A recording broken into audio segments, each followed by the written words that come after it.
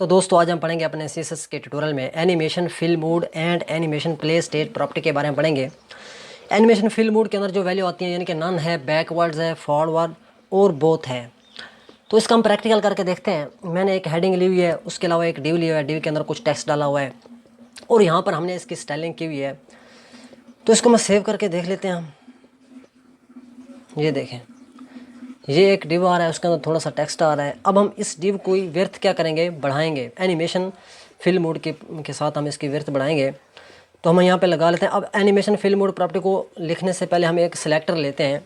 Animation लगाने से पहले हम एक सिलेक्टर लेते हैं @ की फ्रेम्स। उसके अंदर हम इसको यूज़ करते हैं, इसको कनेक्ट करते हैं। तो यहाँ पर हम क्या कर लेते हैं, मैं लिख लेता हूँ कि, और यहाँ पे हम कोई भी नाम ले लेते हैं। मैं एक्स ले लेता हूँ, ठीक है। उसके बाद इसके अंदर दो वर्ड्स और आते हैं, यानी कि फ्राम और टू। फ्राम से और का मतलब ये है कि हमने एनिमेशन कहाँ से स्टार्ट करनी है, और टू का मतलब है ये कहाँ तक ख़त्म करनी है।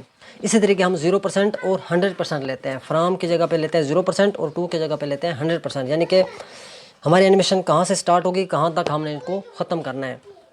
तो हम यहाँ पे ले लेते हैं 0% और यानी कि लेंगे करली ब्रैकेट लेंगे। उसके अंदर हम क्या कर लेते हैं, इसका बैकग्राउंड कलर चेंज कर लेते हैं, ब्लैक। 0% पे क्या होना चाहिए, बैकग्राउंड कलर इसका ब्लैक होना चाहिए और इसकी विड्थ क्या हो जानी चाहिए, 200 पिक्सल। इसी तरीके से हम क्या करते हैं, ये 100% तक जाएगा। 0% और 100% के बीच में हम इसके दो कलर और चेंज कर लेते हैं। मैं कर लेता हूँ, जब ये 20% पे जाए तो इसका बैकग्राउंड कलर क्या हो जाना चाहिए, इसका बैकग्राउंड कलर होना चाहिए ग्रीन। और इसकी विड्थ भी बढ़ जानी चाहिए, इसकी विड्थ हो जानी चाहिए यानी कि 400 पिक्सल। इसके बाद हम क्या करते हैं, जब ये 50% पे जाए तो इसका बैकग्राउंड कलर येलो हो जाना चाहिए और इसकी जो विड्थ है वो 600 पिक्सल हो जाए। तो इसी तरीके से हम एक और ले लेते हैं। मैं यहाँ पे 100% ले लेते हैं, मुकम्मल कर लेते हैं। और उसके बाद हम इसका भी कर लेते हैं, बैकग्राउंड कलर इसका क्या हो जाना चाहिए, रेड हो जाना चाहिए। यानी कि जब 100% पे जाए तो इसका बैकग्राउंड कलर रेड हो जाए और इसकी विड्थ क्या हो जाए, इसकी विड्थ हो जाए यानी कि 900 पिक्सल, 900 पिक्सल हो जाए। तो अब हम क्या करते हैं, इसको कनेक्ट करते हैं। यहाँ पे हम क्या लगाते हैं, अपनी एनिमेशन नेम्स। तो इसे हम शॉर्टकट लगा लेते हैं, एनिमेशन।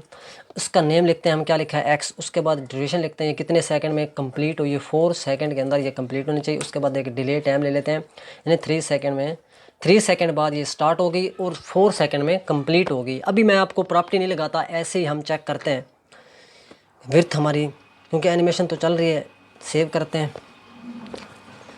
ये 3 सेकंड, अब ये 3 सेकंड कंप्लीट हुए हैं। देखो ग्रीन कलर भी आया हमारा और 600 पिक्सल पे येलो कलर आया था। उसके बाद हमारा रेड कलर, ये 900 तक हमारी विड्थ बढ़ी है। अब हम क्या करते हैं, हम इसमें लगाते हैं अपनी प्रॉपर्टी। कौन सी भला, animation fill mode, fill mode. इसमें जो पहले वैल्यू यानी कि बैकवर्ड्स हम लगा के देखते हैं, सेव करते हैं। ये देखें बैकवर्ड में क्या होता है, जो डिले टाइम था उसका, उसी टाइम के डिले टाइम के अंदर ही ये इसका यानी कि ये स्टार्ट हो जाती है। 0% से ये स्टार्ट हो जाती है, यानी कि इसकी विड्थ भी बढ़ गई थी और बैकग्राउंड कलर भी इसका ब्लैक आ गया था और ये अपने इनिशियल स्टेट में वापस आ गई है। इसी तरीके से मैं आपको दूसरी लगा के दिखाता हूँ, यानी कि जो दूसरी वैल्यू है हमारी फॉरवर्ड यानी कि आगे की तरफ बढ़ना। ये अपने इनिशियल स्टेट में वापस नहीं आती है, ये डिले टाइम में पूरा 3 सेकंड के बाद स्टार्ट हो गई। ये देखें, अब ग्रीन, येलो, फिर हमारा क्या हो गया, रेड कलर आ गया 900 पिक्सल पे। अब ये वापस नहीं जाएगी अपनी जगह पे। ये जो बैकवर्ड है वो अपने इनिशियल स्टेट में वापस चली जाती है और जो उसका डिले टाइम होता है, जिस टाइम में उसने रुकना होता है, वो उसी टाइम में स्टार्ट हो जाता है 0% से। बैकवर्ड और फॉरवर्ड में ये फ़र्क है। अब एक वैल्यू आती है बोथ। बोथ में क्या होता है, यानी कि ये दोनों इकट्ठी काम करती हैं। ये 0% से स्टार्ट हो जाएगी और ये अपनी वापस नहीं आएगी, 100% पे जाके रुक जाएगी। ये देखना, सेव करते हैं, ये देखें ये स्टार्ट हो चुकी है। इसने डिले टाइम में रुकी नहीं है, जो डिले टाइम था रुकने का वो उसमें रुका नहीं है, वो स्टार्ट हो चुका था और अब 100% पे आके रुक गया। यानी कि हमारा बैकवर्ड भी काम कर रहा है और फॉरवर्ड वैल्यू भी काम कर रही है। इसके बाद एक और प्रॉपर्टी आती है, वो भी मैं आपको लगा के दिखाता हूँ। उसका नाम है animation play state. Play state, animation play state में क्या होता है, इसमें आती है दो वैल्यू, एक पॉज और दूसरी रनिंग। पॉज में क्या करते हैं, जब हमने अपनी एनिमेशन को रोकना हो, किसी भी जगह पे हमने अपनी एनिमेशन को रोकना है तो हम उसको पॉज करके रोक सकते हैं। रनिंग में क्या होता है, जब हमने अपनी एनिमेशन चलानी हो तो रनिंग करने पे हम एनिमेशन चलती है। तो यहाँ पर हम क्या करते हैं, मैं आपको पॉज करके दिखाता हूँ। हम क्या करते हैं, एक होवर ले लेते हैं। मैं एक होवर लेने पे हम ये अपनी एनिमेशन चलाएंगे। तो यहाँ पर मैं क्या करता हूँ, मैं यहाँ पर रनिंग ले लेता हूँ, रनिंग।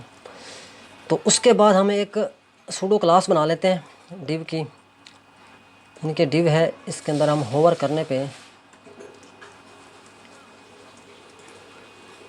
जो हमारी एनिमेशन है, इनके एनिमेशन जो हमारी प्ले स्टेट है ये वाली, यहाँ पर पोज लगा देते हैं, ये जो है हमारा ए वाला, ठीक हो गया।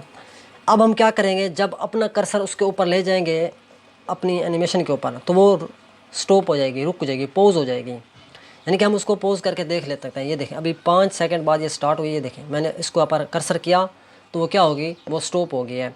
मैं इसको हटाऊंगा तो चल पड़ेगी। ये देखें, मैंने जब उसके ऊपर कर्सर लेके गया तो वो जब क्या हो गया है, रुक गई है। इसी तरीके से ये प्ले स्टेट इसी तरीके से काम करती है। यानी कि ये फिल्म मोड और प्ले स्टेट जो है वे दोनों इस तरीके से काम करते हैं। तब तक के लिए इतना ही, thank you, take care, bye bye.